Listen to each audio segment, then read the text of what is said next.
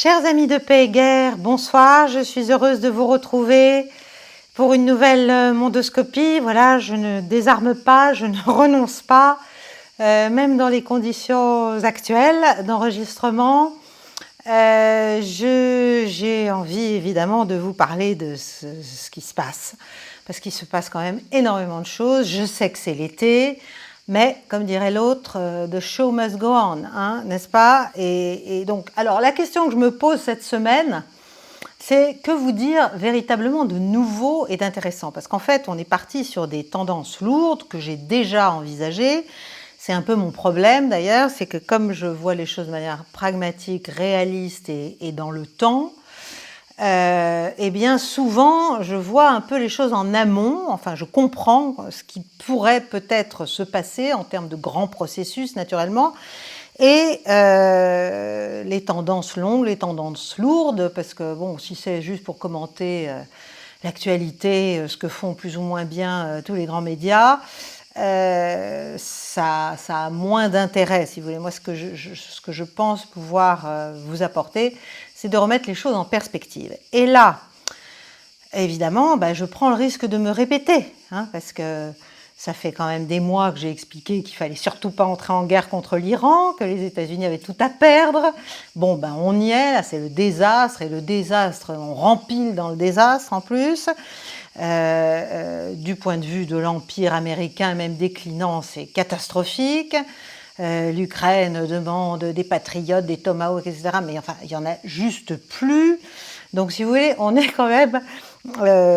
tout ça était annoncé, tout ça était prévisible, à vrai dire, sauf pour ceux qui vivent dans leurs rêves, qui vivent, comme je dis toujours, au pays des rêves de oui-oui, hein, des rêves bleus de oui-oui, et qui s'imaginent qu'il va arriver ce qu'ils souhaitent. Mais malheureusement, c'est rarement le cas.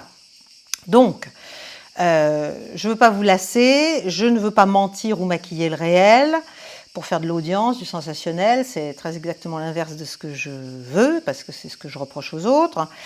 Alors, je reviens sur certaines petites choses, enfin petites, non, graves événements de cette semaine.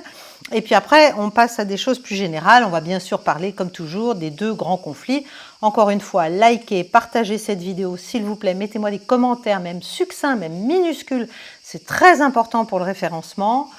Soutenez Paix et Guerre si vous le pouvez, financièrement, mais ne serait-ce qu'en commentant, vous abonnant, en faisant connaître la chaîne. Et pour les plus mordus, eh bien, il y a quand même le cercle. Je me donne la peine de faire des clés du monde, de faire un grand direct, etc., etc. D'ailleurs, il y en aura un, sauf vraiment impondérable, il y en aura un ce dimanche.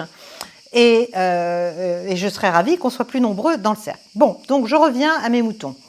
Alors, que s'est-il passé de saillant? D'abord, les Houthis.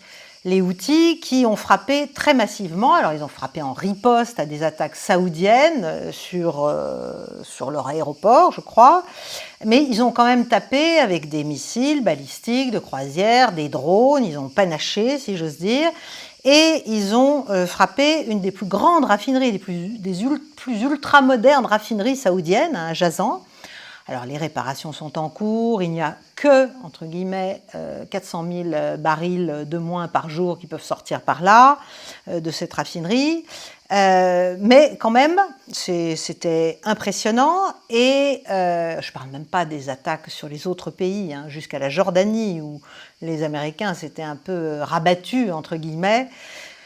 Ils voulaient même se rabattre en Israël, mais je l'ai peut-être déjà dit, les Israéliens l'ont rendu, c'est pas la peine, on vous laisse faire pour l'instant.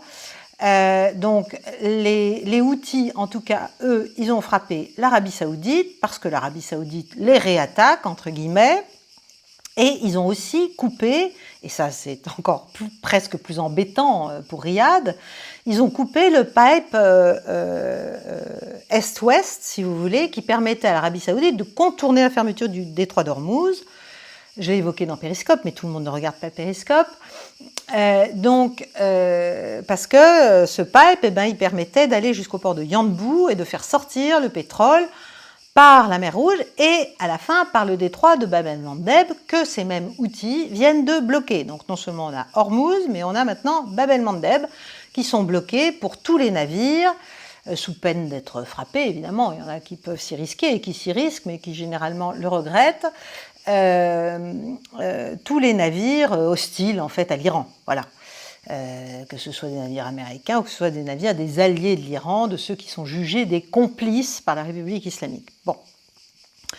Donc ça se corse évidemment pour les prix du pétrole, ça se corse pour l'économie mondiale, ça se corse pour Donald Trump. Alors, qu'est-ce qu'il essaie de faire là? Parce que c'est de plus en plus erratique, instable, enfin bon. Il essaie, si j'ose dire, de proposer la botte aux Saoudiens en leur remettant, enfin en disant qu'on va enfin signer quelque chose qui est en négociation quand même depuis des années, qui est un accord entre les États-Unis et l'Arabie saoudite sur le nucléaire civil. Mais, alors que ce n'est pas du tout prévu à l'accord, il conditionne cet accord, c'est toujours la même chose, il ne peut pas s'empêcher c'est toujours la même méthode qui ne marche pas, mais il continue, il conditionne cet accord à la signature par Riyad des accords d'Abraham et à un traité de paix entre l'Arabie saoudite et Israël. Sachant que l'Arabie saoudite a toujours dit, et elle le dit aussi pour des raisons politiques régionales, entre guillemets, et même politiques internes, qu'elle ne signerait les accords d'Abraham, parce que ça fait longtemps qu'on lui en parle, ça fait 5-6 ans maintenant, elle ne signerait ces accords, évidemment, que lorsqu'il y aurait un État palestinien reconnu et qui commencerait à pouvoir voir le jour, ce qui est en soi déjà très compliqué à envisager. Bon, donc, il met la pression sur les Saoudiens. Il y a d'ailleurs notamment ce projet d'accord, donc américano-saoudien, qui devrait être soumis au Congrès cette semaine, mais dans ce projet, il paraîtrait qu'il n'y aurait pas de dispositions prévoyant l'accord de paix Riyad-Tel Aviv. Bref, c'est confus, c'est tordu, ça me semble compliqué pour les Saoudiens de signer ce genre de choses, mais bon, on ne sait jamais. Autre fait marquant, Zelensky a frappé, évidemment pas tout seul, un navire iranien, alors par erreur, délibérément. Peut-être qu'il pensait que c'était un navire qui transportait du matériel militaire. Je crois qu'il s'est avéré que non. Il y a eu un marin iranien tué. Donc évidemment, l'Iran envisage de renvoyer l'ambassadeur ukrainien à Téhéran, a strongly protested, comme on dit. On voit bien que Zelensky, lui, qui est aux abois, qui est dans une situation extrêmement compliquée, à la fois politiquement, économiquement, n'en parlons pas, et militairement, n'en parlons pas non plus, il a décidé d'étendre la guerre, voilà, et on le laisse faire, et peut-être même qu'on l'aide, pour s'attirer de nouveau les bonnes grâces de Trump, finalement, qui se prend l'Iran pleine face lui aussi, et qui est en très mauvaise posture dans cette guerre de choix là qu'il n'aurait jamais dû lancer, et dans laquelle il est empêtré maintenant, il ne sait plus comment sortir. Bon, donc il se justifie, Zelensky, en disant que l'Iran est en fait fait la guerre à l'Ukraine depuis le début en fait de l'opération militaire spéciale, puisque l'Iran aurait livré, et ce n'est pas improbable, c'est même probable, ses premiers drones en fait à la Russie, puis après lui aurait permis de les fabriquer sous licence, etc., etc. Bon. Enfin, il ne l'a pas fait jusque-là, il le fait maintenant, et c'est pas pour ça qu'il prend en fait pour cible un navire iranien.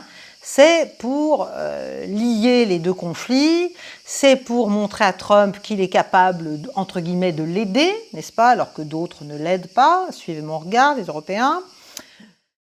Chers amis, laissez-moi vous parler d'un service qui a sa place dans notre quotidien et qui accompagne fidèlement notre chaîne, NordVPN. Vous l'avez peut-être remarqué, Internet n'est plus un espace unique, il est fragmenté. Une chaîne française devient inaccessible dès qu'on traverse une frontière, un média étranger peut rester hors d'atteinte selon notre localisation, et même un article peut être bloqué d'un pays à l'autre.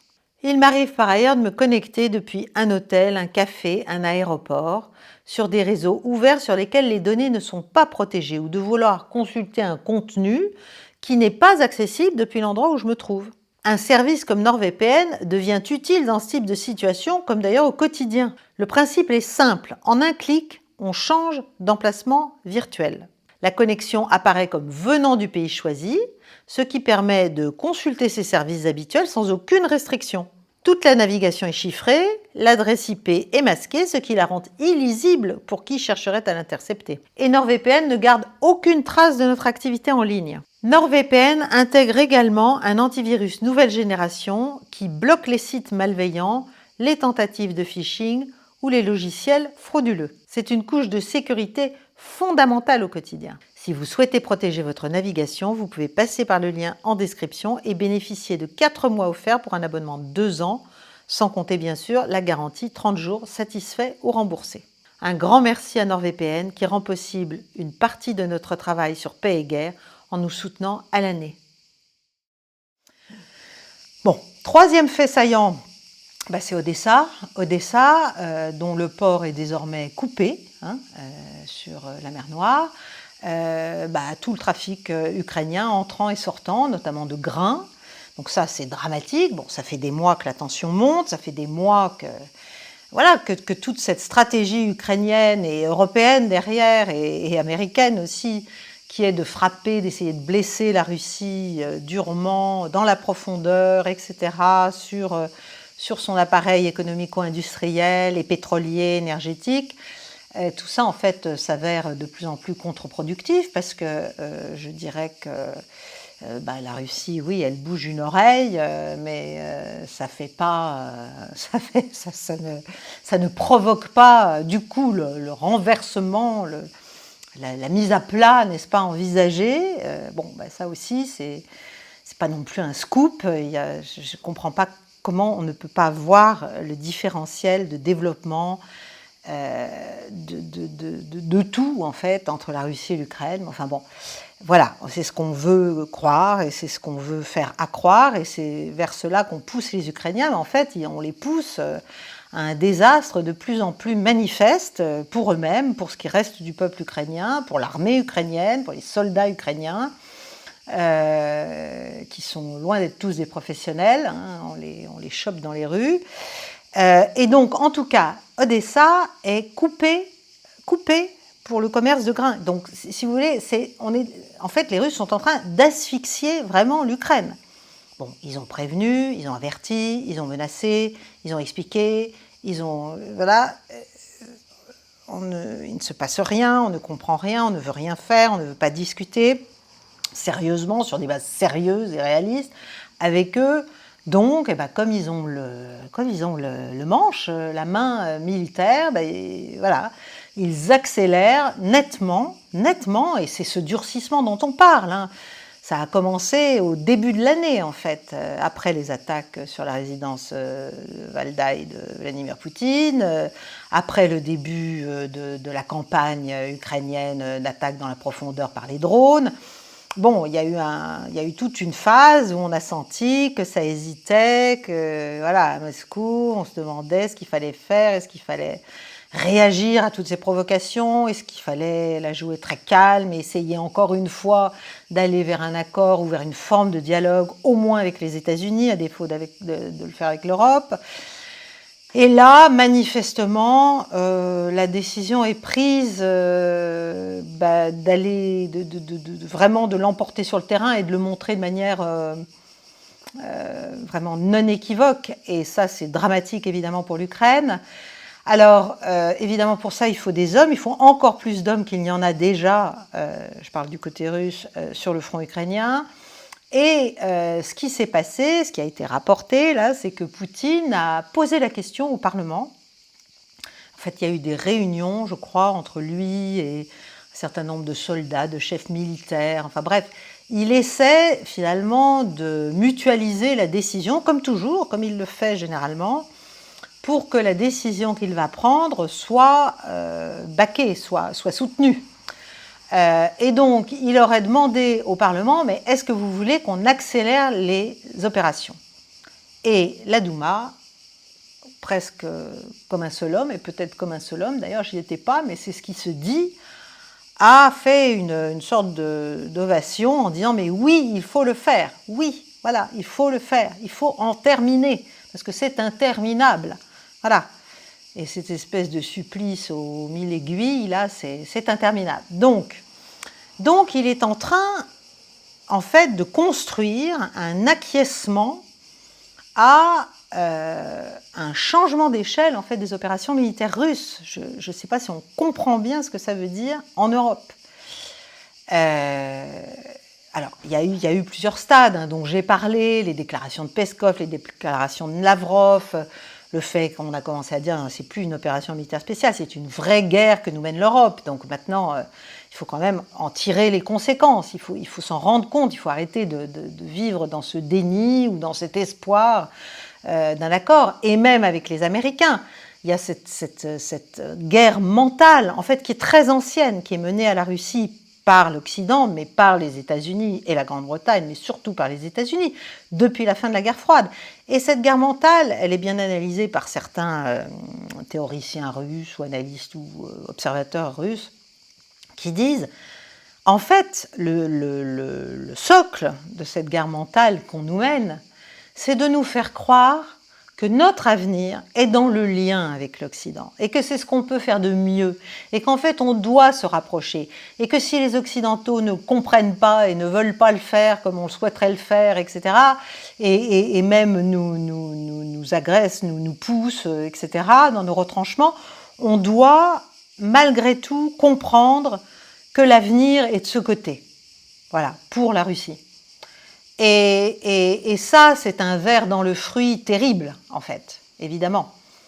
Parce qu'à partir du moment où la société civile, mais aussi la société politique, mais aussi les chefs d'entreprise, les oligarques, les gens qui décident, les gens qui font marcher le pays, plus la population, mais ce n'est pas tellement la population ordinaire, si vous voulez, russe, c'est tout ce qui fait la vie du pays, est convaincu qu'il faut arriver à trouver les voies et moyens d'un rapprochement avec l'Europe et avec les États-Unis et que c'est comme ça que ça doit se passer, et bien forcément, ça ancre une sorte de faiblesse, en fait, profonde, étendue, si vous voulez, infiltrante dans la société russe, qui perd en fait sa singularité, et aussi sa conscience qu'elle peut très bien s'en sortir toute seule et qu'elle n'a pas besoin, à vrai dire, des Européens et des Américains si ceux-là veulent vraiment lui faire la guerre. Et donc, c'est cette guerre-là, en fait, que Poutine, dont Poutine commence probablement, enfin manifestement, d'après les déclarations de ses grands subordonnés, et puis même les siennes, ses derniers discours, dont il commence à prendre conscience, et dont il commence à vouloir tirer les conséquences. Parce que ce dont il faut se souvenir, c'est qu'évidemment, cette guerre mentale, donc elle date de la fin de la guerre froide, et elle a connu son heure de gloire pendant toute la décennie 90, qui était une décennie où l'Occident, je dirais, avançait assez librement en Russie, au plan économique et financier, créait et comment dirais-je, compromettait, enfin pas compromettait, mais se mettait en lien très étroit avec ceux qu'on a appelés la première génération des oligarques, dont Poutine a eu du mal à mettre au pas, qu'il n'a pas d'ailleurs tous encore mis au pas, probablement, parce qu'en même temps, ils tiennent l'économie en partie du pays, donc on ne peut pas faire n'importe quoi. Mais lui, il est arrivé en réaction à cette décennie, qui a été une décennie dramatique pour la population russe, parce qu'elle s'est trouvée plongée directement du soviétisme au libéralisme sauvage, si vous voulez. Donc, c'était pas très, très agréable pour tout ce qui est aujourd'hui l'ancienne génération, qui, elle, se trouve beaucoup mieux, avec un pouvoir redevenu plus souverain. Voilà, enfin, la Russie d'aujourd'hui, qu'on l'aime, qu'on ne l'aime pas telle qu'elle est. Bon, encore une fois, j'essaie de vous décrire les choses.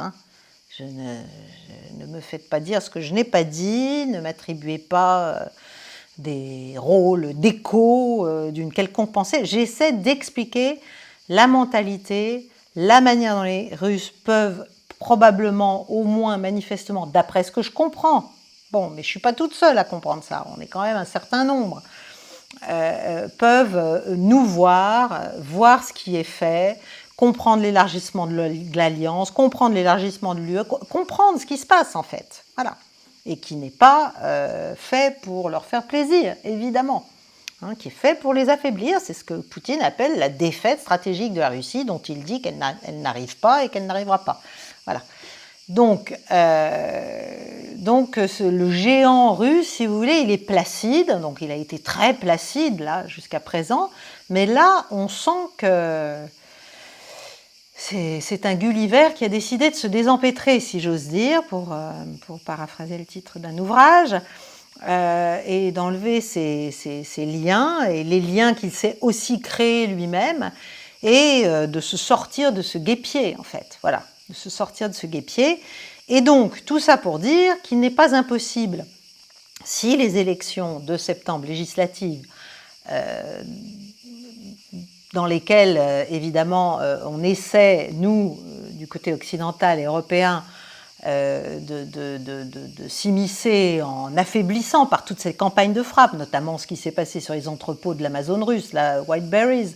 On essaie de faire en sorte que la société russe se retourne contre son pouvoir, voilà, et que les petits business, les petites entreprises souffrent, et que ça aille mal, et que les gens finissent par être mécontents. C'est exactement l'inverse, c'est complètement contre-productif. C'est ça que je ne comprends pas, qu'on ne comprenne pas. Enfin bon, c'est comme ça. Donc, l'idée, en tout cas, ce qui semble se dessiner, peut-être, ce serait que pour accélérer ces opérations, puisque le Parlement semble l'appeler de ses voeux, si jamais c'est confirmé, bien sûr, et si jamais le parti de Poutine, Russie Unie, l'emporte dans les élections, sachant que pour l'instant, son taux de popularité est quand même autour de 75%, bon, vous allez me dire tout ça est fake. Ben non, il se trouve qu'il y a quand même des instituts de sondage qui ne sont pas des instituts pro-pouvoir, qui font aussi des sondages, donc on est quand même là-dedans. Ça a été beaucoup plus haut, mais ça a été un peu plus bas aussi, donc là on est à 75. Bref, s'il arrive à l'emporter, si Russie Unie s'en sort bien, en gros, alors pourrait se dessiner la perspective d'une nouvelle mobilisation, parce que pour accélérer les opérations, il faut repasser dans une posture beaucoup plus offensive, beaucoup plus lourde, avec une vitesse, et donc il faut avoir des troupes, il faut avoir plus d'hommes. Donc on parle de 300 à 500 000 hommes mobilisés, bon, moi ça me paraît énorme. Là pour l'instant, je crois qu'il fait appel à quelques dizaines de milliers de Nord-Coréens, mais pas comme troupes de combat, comme troupes pour tenir certaines parties du front. Voilà. Donc voilà la perspective. Voilà la perspective. Donc on voit bien que les Russes n'ont plus d'illusions. D'ailleurs, il y a eu une rencontre aux Philippines entre Lavrov et Rubio qui était assez glaciaire, on va dire, même pas glaciale, glaciaire.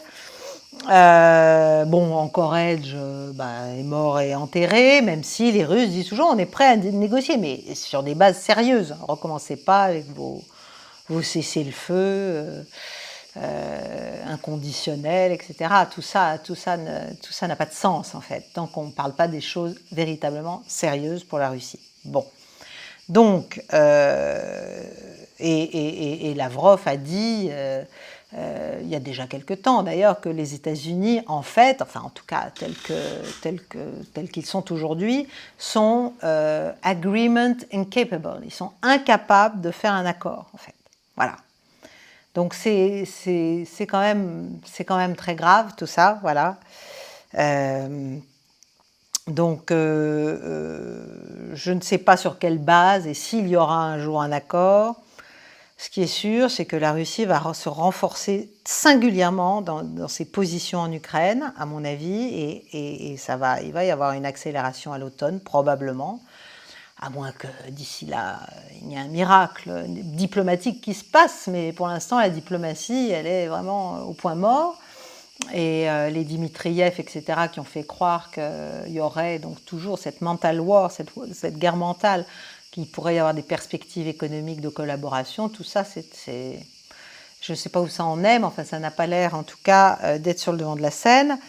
En tout cas, les Russes, enfin la partie russe, est décidée à avancer, et quels que soient, encore une fois, les succès indéniables remportés par l'Ukraine sur certaines de ces opérations de drones lancées dans la profondeur, ça ne change pas le rapport de force, si vous voulez. Ça n'est pas un game changer, comme disent les Américains. Donc, les illusions portées par cette phase, et d'ailleurs on l'a vu avec le limogeage de Fedorov, l'ancien ministre de la Défense, qui était l'artisan de cette phase, si vous voulez, elle n'a pas non plus réussi, à part dans les médias, à changer la vision des choses. Voilà, elle a redonné un peu de baume au cœur aux partisans, à ceux qui se disent les partisans de l'Ukraine. Je ne suis pas sûre qu'ils le soient, parce que je ne suis pas sûre que poursuivre cette guerre à ce rythme-là de pertes et de destruction pour l'ensemble du pays de l'Ukraine soit vraiment rendre service à l'Ukraine. Mais bon, voilà, les Russes ont même dit, de toute façon, il y aura un moment où les Polonais, les Roumains, les Hongrois vont vouloir réclamer les parties de l'Ukraine que Staline finalement leur avait enlevées pour les redonner à l'Ukraine. Voilà, enfin, si vous voulez, il y a une espèce de désabusement, je ne sais pas si ça se dit, russe vis-à-vis de toute perspective de négociation, toute perspective sérieuse de négociation. Donc, et la population, contrairement à ce qu'on croit, à mon avis, elle a surtout envie que toutes les structures de pouvoir ukrainiennes actuelles soient démantelées pour qu'on arrête de leur faire du mal. Parce qu'évidemment, ça a du poids, ce que fait Zelensky. Ça n'a pas du tout le poids nécessaire pour renverser le rapport de force, mais ça fait du mal, et ça fait du mal singulièrement aussi aux civils. Bon, donc un stade a été clairement franchi dans l'esprit de Poutine à propos de sa relation ou des relations possibles avec l'Occident. Avec l'Europe, c'est évidemment sans issue, ça je préfère ne pas m'étendre là-dessus, c'est trop douloureux. Bon, Washington, voilà, il y a une parité nucléaire, il n'y a plus de coopération honnête envisageable, mais on ne peut pas traiter Washington comme on traite l'Europe, entre guillemets. Voilà. Et il ne se fait plus d'illusions sur la lourdeur, la profondeur, le caractère structurel de la russophobie européenne et américaine. C'est sans issue, en fait. C'est structurellement ancré dans l'esprit de la nouvelle génération de dirigeants américains et européens. Bon, ça, il y a des preuves tous les jours, je n'ai pas besoin de les donner. Et c'est ancré aussi dans la précédente, parce que finalement, Trump, il fait du Biden... je dirais pas en pire, en plus erratique, en plus brutal, mais c'est du Biden. C'est du Biden parce que derrière l'administration, qu'elle soit démocrate ou républicaine, il y a les fondamentaux, il y a le deep state, l'État profond, il y a la technocratie militaro-industrialo, renseignement, intelligentio américaine, qui est extrêmement lourde, extrêmement puissante, extrêmement riche, et qui continue à vouloir ce fameux affaiblissement, cette fameuse défaite stratégique. Voilà.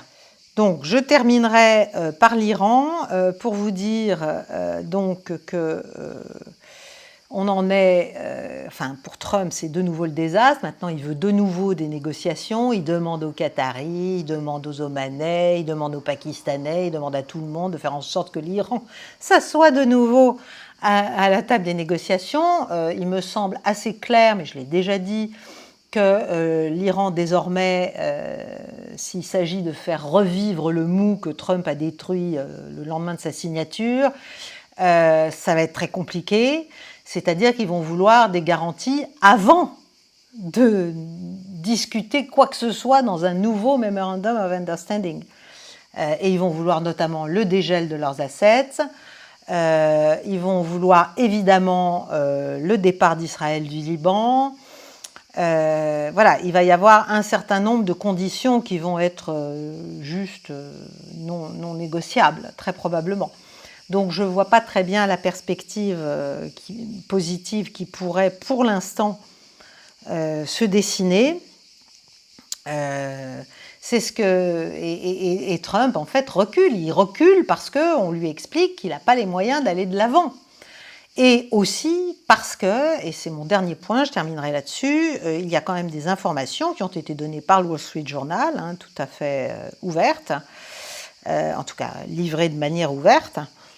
Mais bien sûr, derrière, il y a des officiels américains qui parlent, disant que, en fait, les perspectives de Trump d'une offensive au sol, etc., qui serait folle,